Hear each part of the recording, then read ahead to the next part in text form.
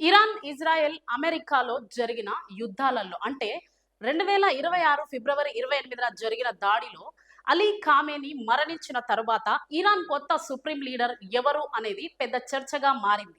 అయితే ఇరాన్ కొత్త supreme leader ఎవరు? ఇరాన్, ఇజ్రాయెల్, అమెరికాకు జరిగిన యుద్ధాల్లో మాజీ సుప్రీం లీడర్ అలీ ఖామేని యుద్ధ దాడిలో మరణించిన సంగతి అందరికీ తెలిసిన విషయమే. ఆయనతో పాటు కొంతమంది చనిపోయారు. అందులో కుటుంబ సభ్యులు కూడా ఉన్నారు. కానీ ఇంకా ఆయనతో పాటు ఎంతమంది మరణించారు అన్నది సరి అయిన సంఖ్యలో లేదని వార్తలు వింటున్నాం.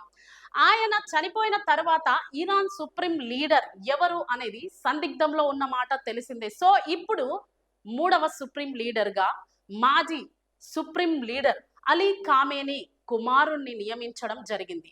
దీన్ని కొంతమంది అంగీకరిస్తున్నారు, మరికొంతమంది తిరస్కరిస్తున్నారు. ఇది ఇరాన్లో పెద్ద చర్చానీయాంశంగా మారింది.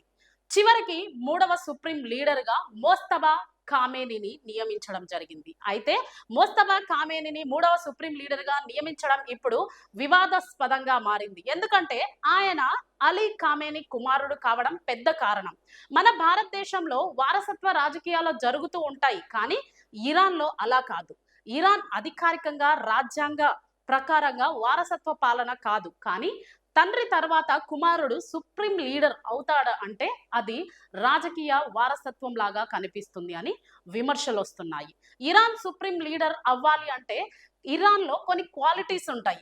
ఇరాన్ సుప్రీం లీడర్ సాధారణంగా పెద్ద స్థాయి క్రియా మత పండితుడు అయి ఉండాలి. కానీ మోస్తవా ఖామేని ఆ స్థాయి మతపరమైన అర్హతలు ఉన్నాయా లేదా అనేది ప్రశ్నిస్తున్నారు అక్కడ ప్రజలు. ఇంకో విషయం ఏంటంటే సుప్రీం లీడర్ని ఎన్నుకోవాలి అంటే అక్కడ ప్రజలు ఎన్నుకోవడం ఉండదు. ఇరాన్లో సుప్రీం లీడర్ను ప్రజలు నేరుగా ఎన్నుకోరు. అసెంబ్లీ ఆఫ్ ఎక్స్పర్ట్స్ అనే మత పండితుల సమితి ఎంపిక చేస్తుంది. అప్పుడు సుప్రీం లీడర్ ఎవరు అనేది ఎంపిక చేసుకుంటారు.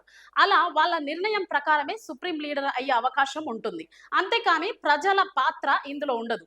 ఈ నియామకం వలన ఇరాన్ రాజకీయ వ్యవస్థ మతధారిత పాలన కాబట్టి ప్రజాస్వామ్యానికి దూరం అవుతోందని విమర్శలు వస్తున్నాయి. మోస్తబా ఖామేని నియామకంపై వివాదాలు రావడానికి ప్రధానమైన కొన్ని కారణాలు ఉన్నాయి. అవేంటంటే తండ్రి తర్వాత కుమారుడు రావడం, మతపరమైన అర్హతలపై సందేహాలు, ప్రజలు ఎన్నిక లేకపోవడం, రాజకీయ ప్రభావం ఆరోపణలు. ఈ కారణాలు విభేదాలుగా విమర్శలు వస్తున్నాయి.